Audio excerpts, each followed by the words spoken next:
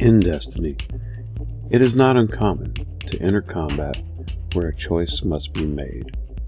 Do you shoot the Hive Knight who can potentially kill you with 1 or 2 powerful hits, or do you kill the Thrall and Acolytes who are bombarding you with weaker, constant cover fire?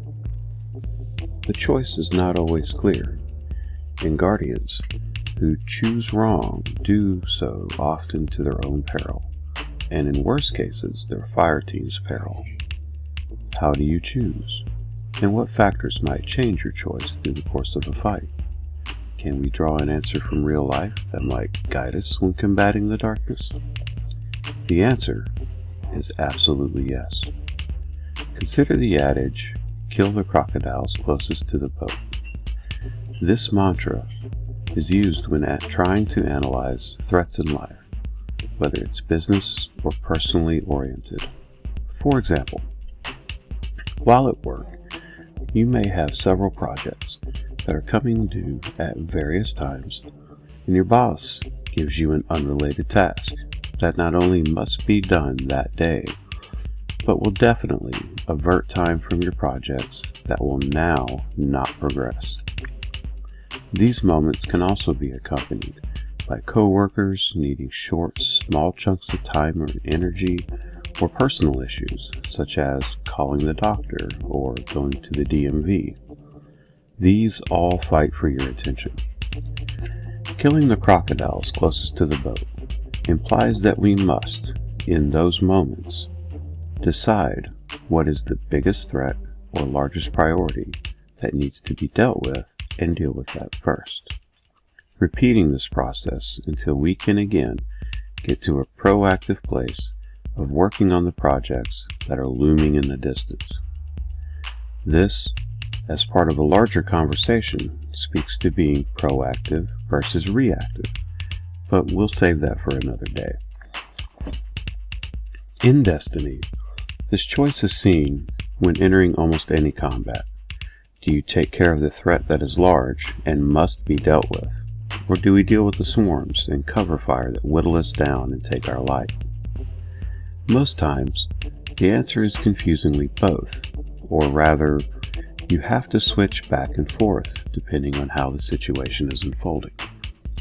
For example, here, you see a hallway in Savathun's Song Strike that I know has an ogre at the top. These things can be quite nasty if you're unprepared and can easily pin down your fire team or completely wipe you out. In this clip, I saved my Nova Bomb just for this ogre. In my estimation, he posed a large enough threat that I wanted to take him out before the smaller Thrall and Acolytes could get within encounter range. This was a proactive choice. Because I made this choice, the fire team was able, as a unit, to then move forward rather unhindered by the smaller minions. Had this choice not been made, we very well may have lost someone to this encounter. But there was no need to switch here. The knight at the top of the stairs became no more of a threat than the Thrall due to the ability of the fire team to concentrate efforts and move in unison. They became the new crocodiles. However, in contrast, this next clip shows the boss fight of the same strike, the Shrieker Savathun's Song. In the beginning, the only enemy in the area is the Shrieker. However, once the Shrieker teleports, Thrall and Acolytes spawn and charge you. If you choose to ignore them, you may do so to your own peril. This doesn't change the fact that the Shrieker is still blasting you, or that he must be damaged to a point to move the encounter to its next phase. But someone, if not everyone on the fire team, must deal with the swarms. Here, the fire team is spread out, and as you can see, each of us are turning our attention away, however briefly, to deal with the threats closest to us. Once that threat is managed, a knight comes into close range, and I have to manage him. Since his attention is with me, the other fire team members focus on the Shrieker, while I finish off the ads. Then, after teleporting again, and assessing there are no other immediate threats, a rocket is launched at the Shrieker.